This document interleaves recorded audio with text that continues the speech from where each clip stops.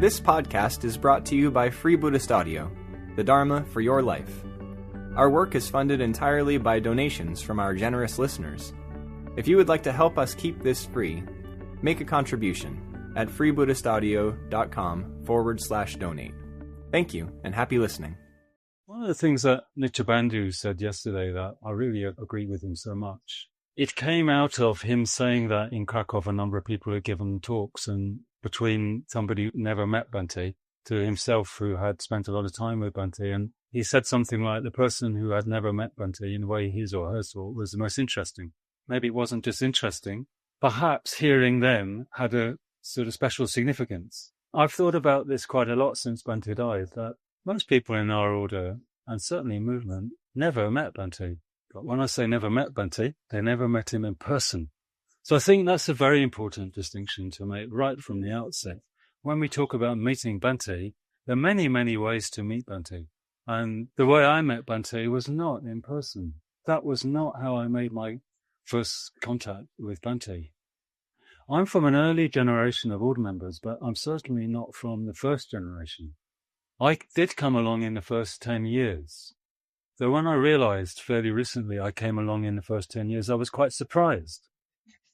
Because when I came along to the movement in 1976, I felt, and it was the case, that things were quite established in a way.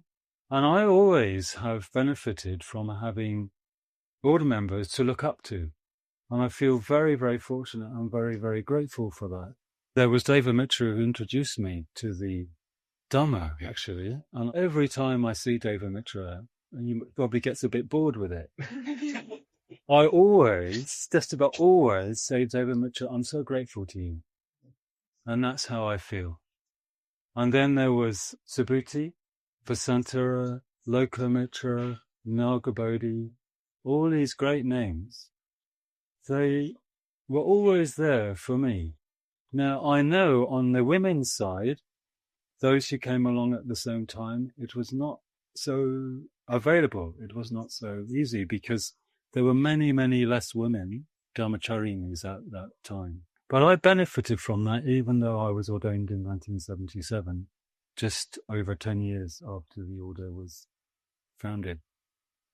But I never had a personal conversation with Bhante before I was ordained. And actually at that time, I heard that Bhante commented on that, in the sense this was something a bit new, that I was ordained on the recommendation of those who knew me. People like Sagramati, Devanatra, Aloka, others. I had heard Bhante give a couple of lectures, Sutra of Golden Light series in 1976. He had come to dinner at Vajrakula, a men's community that Deva Mitra and Aloka started, and I joined as a new Mitra. But I'd never had a personal conversation. And from the time of my ordination until I moved back from several years living in India, just before the millennium, I don't know, but maybe I had personal meetings with Bhante maybe half a dozen times. I don't know how many times. So I was very fortunate to attend a number of seminars, quite a number of seminars. And in that way, that was very sort of personal communication in the sense of in the same room, which is not to say that communication through his writings and his lectures was not personal for me and is not personal. It is. First time I remember really meeting Bhante was in early 1977 when I started reading the Survey of Buddhism. And when I read the first chapter, something touched me deeply, which we all know is Shraddha. Actually, that was maybe the second time. The first time I really met Bhante was the first time I went to the Norwich Buddhist Center. Very first time, when the recorded lecture by Bhante of the meaning of spiritual community was played. And I've talked about that often. In fact, one of my favorite kind of talks is about that lecture, the meaning of spiritual community, because that lecture really, from there, everything that I feel I have wanted to do with my life has kind of grown out of that lecture. And I think that others of us would likely be able to say similarly, even if it had not been that lecture specifically.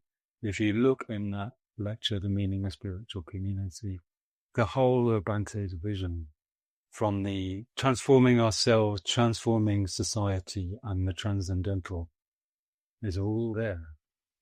So when Bante died, like many others have said, I didn't feel a sense of loss. So I thought, again, I'm going to reference Nichibandhu because he put things so well. And I think it's absolutely right. What I experienced, and it seems so many of us have experienced, is something that one couldn't have expected. I didn't want Bante to die. I really didn't. I often thought, I hope he will live longer. Although, having said that, I was very well aware, including from a whole number of personal conversations with Bante, that he did not want to live longer if his life was not, I can't say what his words were particularly, but he didn't want to uselessly prolong his life. And I didn't want him to either. I didn't want him to suffer.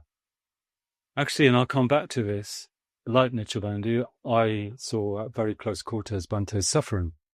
Started in 2001, 2002, 2003. And in the period before he moved to Adhisthana and after he moved to Adhisthana, I saw it at very close quarters and tried to support him. But I also saw at very close quarters the last 2 or 3 years of his life, and particularly the time, strangely in a way, but strange forces seem to have been at work after he came out of hospital. It was almost 2 years ago, wasn't it? And as he wrote, they were one of the happiest times of his life, and also very creative. Because as regards Bante's writing, in the last couple of years, he wrote, I lost count, but something like 25 pieces, articles. And of course, previous to that, he had written his letters. Well, it started with a letter to Paramartha, and again, 12 pieces started after his 90th birthday. So it's been a very creative time for Bante. And actually, as well as the extra legacy he has left for us, for Bante, writing was in his soul, as we all know. And for him to write was almost like to be. I would see that as his carer, just being with him in the evenings, and sometimes as his secretary. For him, even to write a simple letter, when I say simple letter, I mean simple, would give him great satisfaction. Just to write to a friend and say, this morning I was out in the garden and sky was blue. You put it better than me. He loved to write, and of course he loved to communicate, and he loved to keep in contact with many people. He loved to keep in contact with a whole number of, you could say, more personal, intimate friends, and there were quite a number of them. It was very important for him to keep in contact with his family members. He used to get regular emails and sometimes letters from his nephew, John, and Tina. John actually had been brought up by his mother. So he writes about that, I think, in his memoirs. John is a bit younger than Bante, but he can't be, I don't know whether he's in his late 70s. Just as regards family, at the funeral, his great niece was there, and you might have seen that on the video, and she joined 5 others to make one of the traditional offerings. And I had quite a chat with her and with her mother. I mean, she understood that Bante was somebody of, well, pretty obvious. Come to a funeral when there's 1,200 people. Like, she already knew that Bante was really somebody, and she felt sorry that she hadn't met him, actually. She's about 23 years old, and she had exchanged some emails. Anyway, after the funeral, her and her mother were taking details at the Birmingham Buddhist Centre. It was very beautiful. So, yes, for the first 25 years of my life, of my order life, I should say, I met Bante often, and I met him through his teachings. I felt very close to Bante, but I did not feel close to Bante personally. And I can say that. When we met, the meetings were quite good, but I didn't feel I had a personal relationship, which some people, order members and lecturers, have had, and some haven't. But I didn't, and my order life was very satisfying. At the end of 1999, I moved back from India, living there for 7 years, and I ended up at Majjhimaloka. It was kind of, I ended up actually. I might have gone to Padmaloka or Majjhimaloka. I was interested in both, and one way or another, I ended up at Majjhimaloka.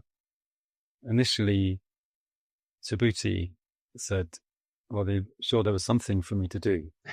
So just sort of helping out, really. I mean, literally, I started by putting letters into envelopes. Yeah, and Bhante was living there, and we used to have our dinner. It was the Majjhimaloka that Bhante sort of called together in 1995, although some of them had left, actually, by that time. Some of the college council members, if you can remember what that was.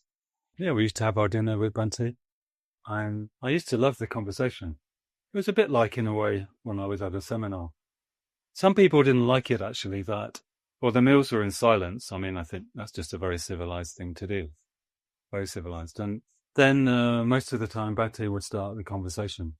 It's true to say that one or two of my friends didn't really like that. They felt it was all around Bhante.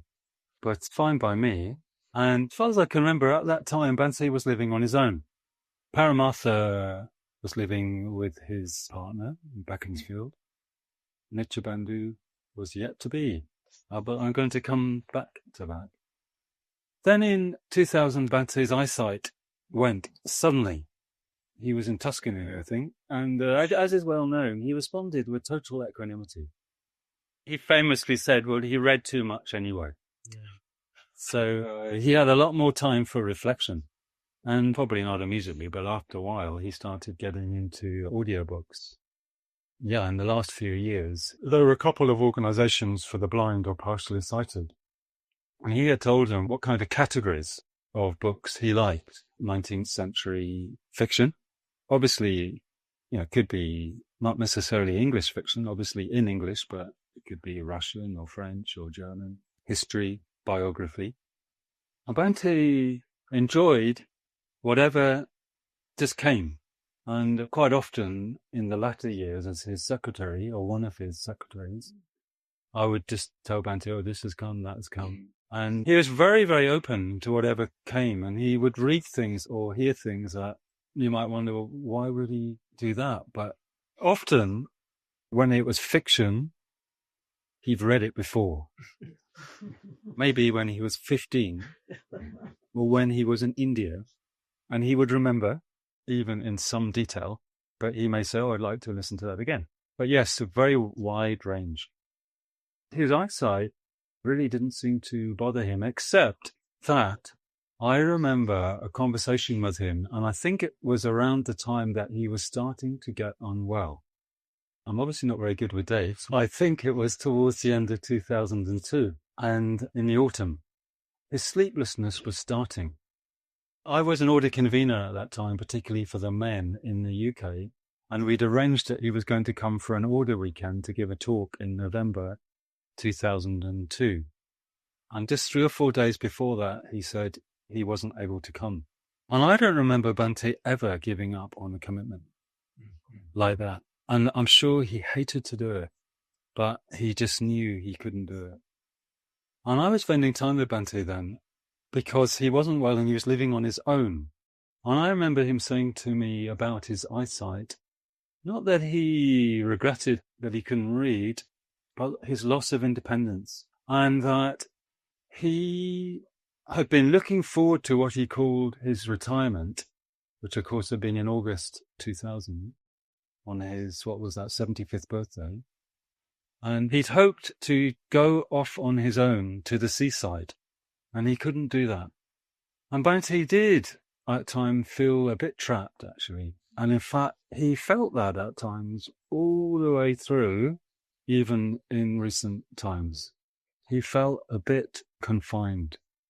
And to his friends, he would quite openly say that. Because I was talking with Paramartha about this, and he was remembering how when Paramartha lived with Bhante at Sukhavati in London in the 1980s.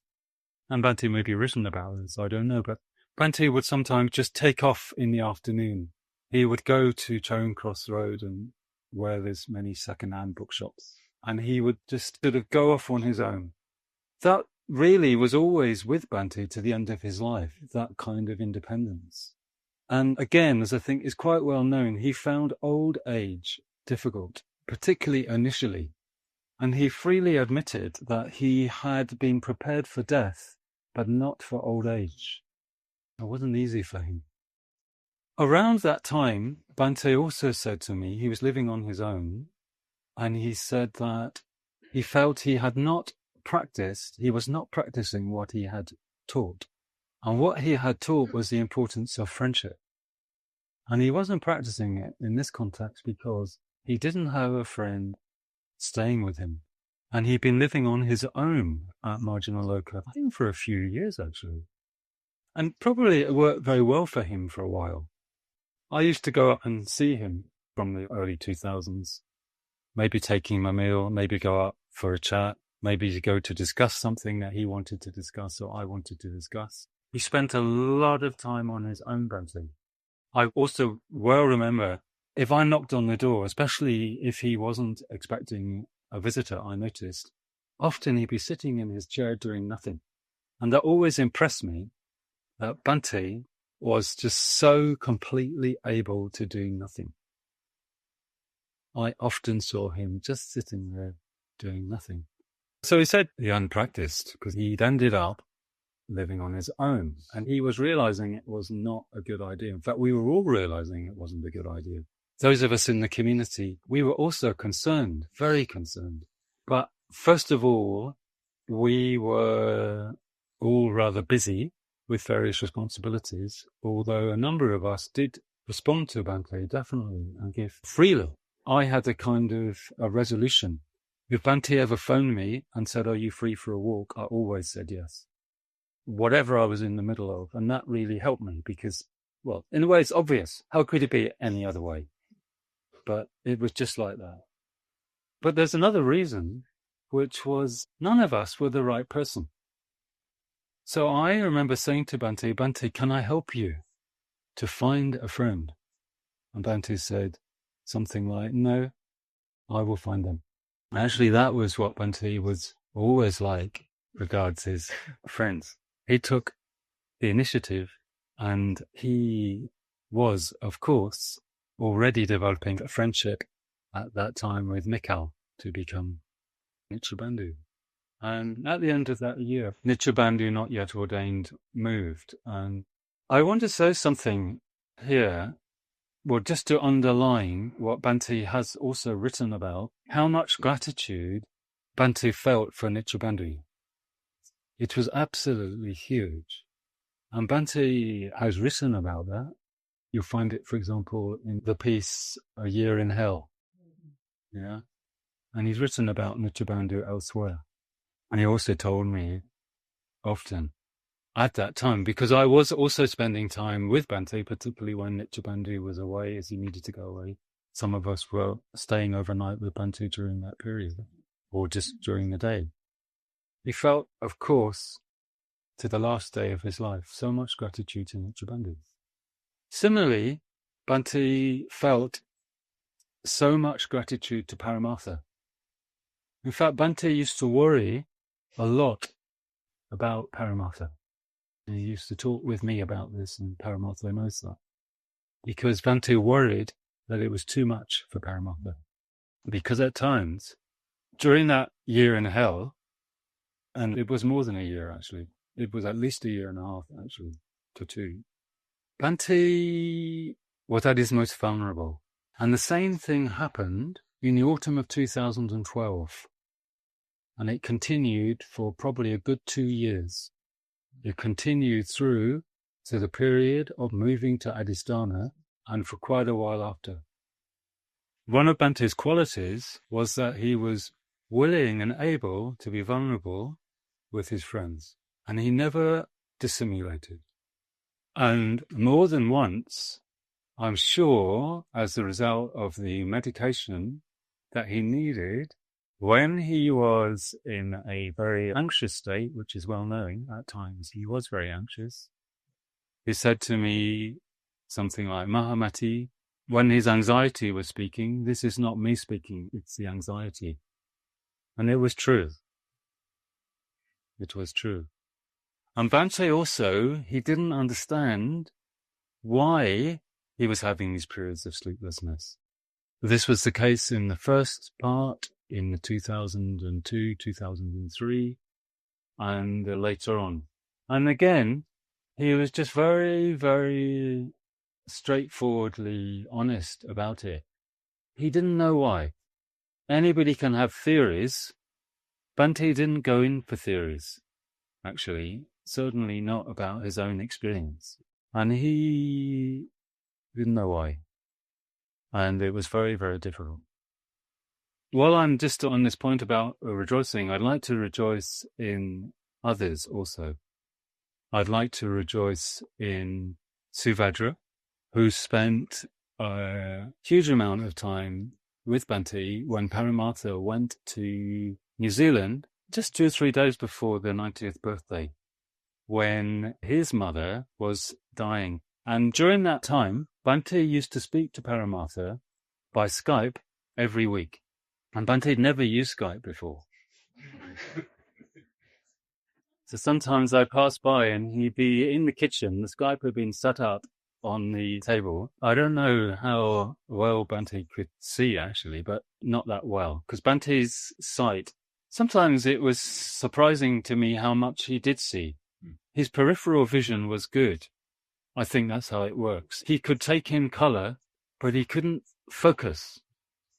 In fact, the earlier days of his loss of vision, he used to write sometimes, and you've probably seen his signature and so on. But I don't know whether he could see Paramartha, but they were talking on Skype, and they used to have a regular slot once a week. And not only that, they used to exchange mails probably several times a week. Paramartha must have a huge correspondence with Bhante during that period. But also during that period, somehow, catalyzed by Paramartha going away, Bhante started to write this letter, which is published as the first of the Adhisthana writings, which are not to be confused by the 20, 30 pieces that Bhante wrote in his final 2 years. There are 12 pieces. The first one's called A Letter to Paramartha. And it's this long letter, starting with Paramartha going off on his birthday and telling Paramartha about the 90th birthday, which was, of course, an amazing event. And actually, Bhante very nearly didn't come, but he did. So he nearly didn't come because, again, he wasn't that well on that day, and Paramartha had just gone off. I often saw Bhante stretching himself. Often he did things that were not easy for him. And that would be an example. He came to the 90th birthday. I'm sure he was very glad that he came, but actually, just that morning, he didn't want to come. But he came. And, I mean, as regards Bhante and work, bodhisattva work, Bhante, in my observation, you could almost say a day didn't go by, but he didn't work. And by that, I mean literally. For example, on the last weekend before he died, I was with him on Saturday and Sunday morning. He died on Tuesday morning, didn't he?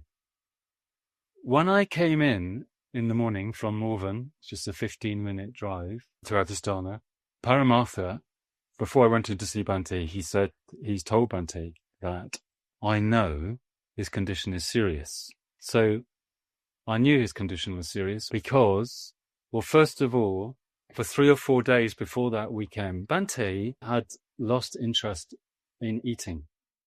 And it's not just he lost interest in eating, he was finding it difficult to keep his food down. And then on the Friday, his doctor had been called and she had come. And she had told, I was not there at Adhisthana, but she had told Paramartha, Sanghadasa and Subhadra that she thought it was extremely serious. Actually, she thought he likely would not survive. Although the diagnosis, I don't remember exactly what it was not what it turned out to be. And we decided in the team that it would not be helpful to make this public, because she said, after the weekend, I will contact you again. She wanted to check some tests or do some tests, and on Monday we'll see. But she said, it is quite likely during the weekend you'll need to call an ambulance. But Paramartha and Sangharadasa didn't want to do that, if at all possible, because calling an ambulance without any arrangements means that you could end up in accident and emergency, which in England you can be there for quite a while, despite our wonderful National Health Service, and it is. Yeah, so Paramartha said, I told Bhante that, it's serious. Paramartha said, Bhante had said to Paramartha, life is serious. So I went in to see Bhante. I think, actually, he felt this was it. I think he felt he was going to die. But definitely, we didn't know that. We definitely didn't know that. There was no definitive diagnosis. But just as he had said in 2016, in that statement, although I knew an old man can die of pneumonia, I did not feel I was dying. I think he, Bhante, felt he was dying, and he felt completely ready to die. Completely, to my estimation. He was just relaxed. He was quite weak. I only spent 20, at the most 30 minutes with him on Saturday and Sunday morning. He didn't make a lot of his health situation. He didn't talk about it a lot. He did talk with me, as also with Paramartha, about one or two other things that would relate to what to do if he should die.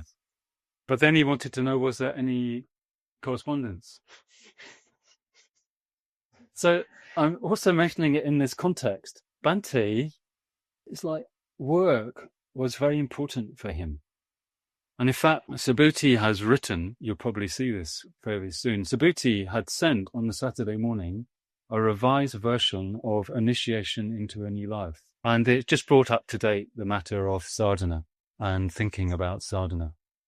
Because since the reimagining the Buddha, in a way, the re-emphasis on the traditional sadhanas without denying some of the important thought that there's been over the last few years. So Subhuti wanted that Bhante should hear this, and I read Subhuti's note to Bhante, and I said, I don't remember exactly, but I was a bit doubtful about Bhante hearing this, but he wanted to try, and we did start, and then after maybe a couple of paragraphs, we could both see it was too much, so we stopped.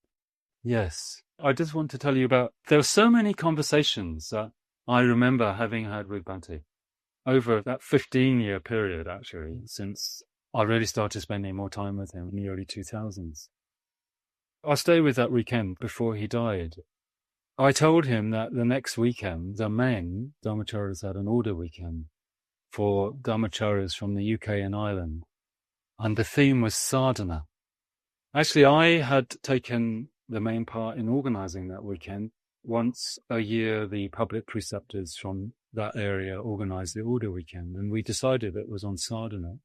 Satyaraja and I had decided, Satyaraja had told me of a recording by Bhante, of Bhante leading the Green Tara Sadhana in Cambridge in 2009. I had not been aware of it, some of you probably are, and it's on Free Buddhist Audio for order members. Bhante was invited to lead a sadhana in 2009 in Cambridge. And Satyaraja and I had decided that at the order weekend, we would play in the afternoon the recording of Bhante leading the sadhana, which we did. But when we decided, we didn't know, of course, we had no idea that Bhante would have died. We went ahead with that weekend with exactly the same theme. We had a bit of discussion, should we change it? We didn't change it because sadhana seemed to be a perfect theme just after Bhante had died, because so much of Bhante is in sadhana. And actually, I had arranged to give the main talk on the Saturday morning. Fortunately, I had done quite a bit of preparation in advance, and I still wanted to give the talk once we'd agreed to go ahead with that weekend, and I gave that talk on Saturday morning. But going back to the conversation, I told Bhante that we'd done this, and I said, I could see Bhante, well, I knew he wasn't well, but I still wanted to ask him a question. So I asked him a question, and I'm glad I did. I asked him a question about the Green Tara sadhana. It arose out of the fact that the sadhana, when he leads it, he speaks about visualizing the green tongue in your heart. And then very slowly, very spaciously, from the tongue comes rainbow light. And at the end of the rainbow light, the 7 offering goddesses. And taking a lot of time, Bhante describes each offering goddess making the 7 traditional offerings to the bodhisattvas above. And then he describes the white light of the blessings coming down from the bodhisattvas onto the tongue. And then light going out to beings throughout the universe, all of whom have a tongue in their heart. The way he puts it, we recite the mantra with them, with all beings. So my question for Bhante was, when you were leading that, it was interesting to me that you never described Green Tara. There is no mention of Green Tara's body, how she looks, nothing. So I sort of wondered why. I was surprised, whatever reason. I was surprised, so that I had done the Tara Sadhana with Bhante leading 2 or 3 times that week, and I loved it. I'd done it at home, listening to the recording. Absolutely loved it, and I recommend that. So Bhante answered the question, though a slightly different way, perhaps to what I was getting at. I have to check my notes, but he said something like, the heart, or your heart, it may be outside or it may be inside. It doesn't matter. It's the same. It's the same. Yes, he said that when you see what you see before you, that is yourself in a mirror. So we've heard this, of course. What I noticed when Bhante told me this, he knew it. That's what I saw. He knew it. And as always I found whenever I discussed Dharma with Bhante, it was just so obvious and just so simple and just so clear. Nothing to make a fuss about. I also want to mention discussions I had with Bhante about Praticca Samutpada, because in the last couple of years, Bhante kind of discovered the Buddhist Center online. I don't know whether Bhante had ever looked at a computer screen. Sometimes it was a bit difficult to explain to Bhante how all these sort of things were. It's like comments and then comments about comments. Well, Bhante became very interested in the comments. He was interested in comments about his own writing, but he was also interested in different controversies, which we can call for a shorthand, what seemed to kind of erupt in the last couple of years. In a moment, I'll say a little bit about the personal controversies, i.e. sex and all of that we did talk about quite a lot. But regarding Dharma and Praticca Samutpada, in the beginning, Bhante tried to follow a little bit about this discussion that Bhante didn't understand Praticca Samutpada. And this discussion, which I believe in some people's minds is still going on, occasionally Bhante would sort of contribute a clarification. For example, the difference between the 3 natures in the Yogacara. That was one of the clarifications that seemed to impress some of the critics.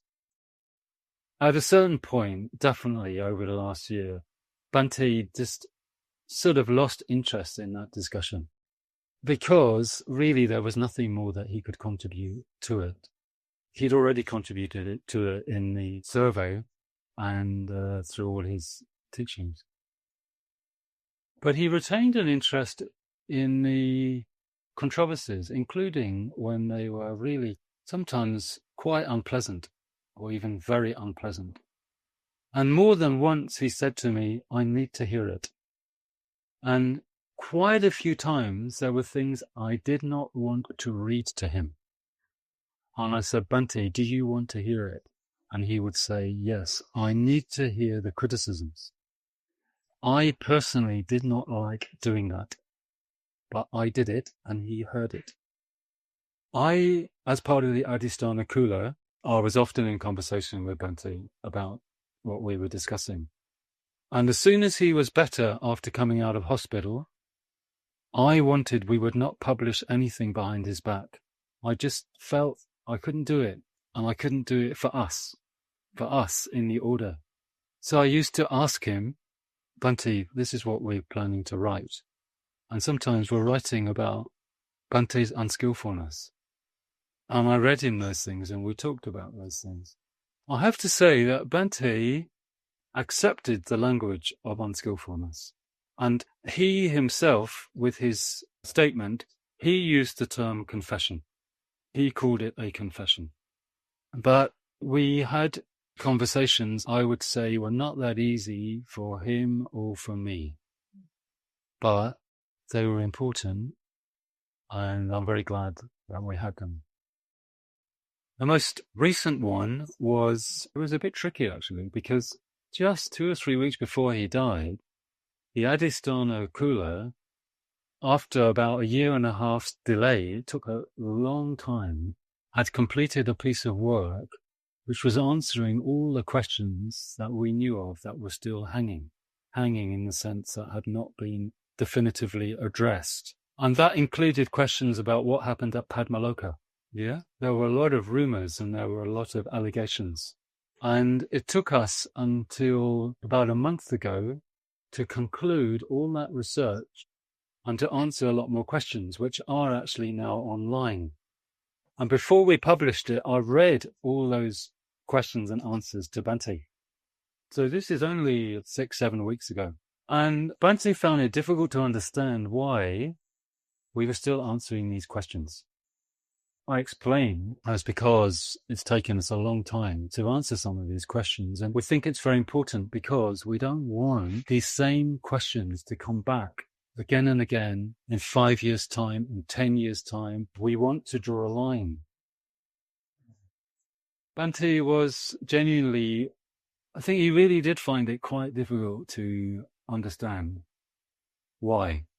Because he thought it had been dealt with, and also because Bhante had been getting, in the last year or two, primarily so much gratitude, so much appreciation, and as one of his secretaries, I often had the good fortune to read these things to him, and of course people would go and see him, they would express it.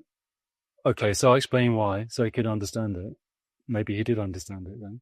He said something like, it's quite strange, people I don't know hearing about all this.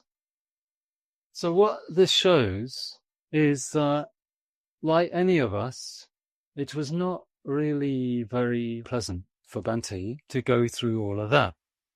At the same time, he needed to. And at least to some extent, he was responsible. To some extent, he was responsible. The extent of the trawling over it, those are the times we live in, and that is other people's mental states. But then that is samsara, isn't it? So he accepted it fully, and he felt he needed to know. So even with the frequently asked questions, some question, do you want to hear this? Yes, I want to hear it. I more or less come to the end of what I'm going to say. Yes, this is how I'd like to conclude. By spending those years in closer proximity with Bhante, it affirmed what I already believed. I have had the good fortune to see at very close quarters Bhante. My estimation of Bhante grew and grew. I thought he was a greater and greater man. I think And I thought in the last few years of his life, I concluded, as far as I'm concerned, Bhante was and is a spiritual genius.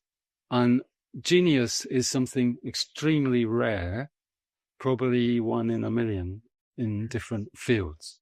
I regard Bhante as a spiritual genius. And the more I saw him close up, the more, with my little mind, extremely little mind, I was like amazed, quite amazed. And he made no fuss about it. I mean, that's part of his spiritual stature. And I also have come to think, and did come to think, and still think of Bhante. Well, for me, I particularly see Manjushri and Padmasambhava. So although there was the everyday Bhante, then he did cups of tea and sometimes was infuriating. Well, I wouldn't say he was infuriating. Sometimes I was infuriating. Definitely, at times, I was infuriated by Bhante. He generally did not praise you to your face. I think he believed that praise spoils the disciple. Yeah, which is no doubt correct. Sometimes we differed, actually. We had, if I say arguments, we had disagreements, and I was very happy to engage with Bhante in that way. And probably at that point, sometimes his incarnation of Manjushri or Padmasambhava would appear. Sometimes I was right, actually. And he would give way. And he would. Actually, Bhante was very willing to give way if one could convince him. And I learned that where necessary, I wouldn't take his first thought. Because sometimes he didn't have the information he needed. Sometimes he'd put something together based on incomplete information. Or sometimes he hadn't thought of an angle. But, yeah, Bhante was a spiritual genius, in my view, and something happened when he died, which was that I didn't feel a sense of loss. And we haven't lost Bhante, far from it. That's a collective experience. When Bhante died, I didn't feel I had any special relationship with him. I don't have any special relationship with him. No order member has any more special relationship with him than anybody else. I didn't miss him. I didn't feel a sense of loss. Actually, deep down, I feel sad. But there's been almost no time, literally, or space, to let that up. But in a way, although I feel sadness is completely natural, in a way that is attachment. It's fine. It can be expressed, needs to be expressed. But I feel with all of us, gratitude, far from having lost Bhante, somehow he's more present. And that was the experience really from as soon as he died. We hope you enjoyed this week's podcast. Please help us keep this free. Make a contribution at freebuddhistaudio.com/donate. And thank you.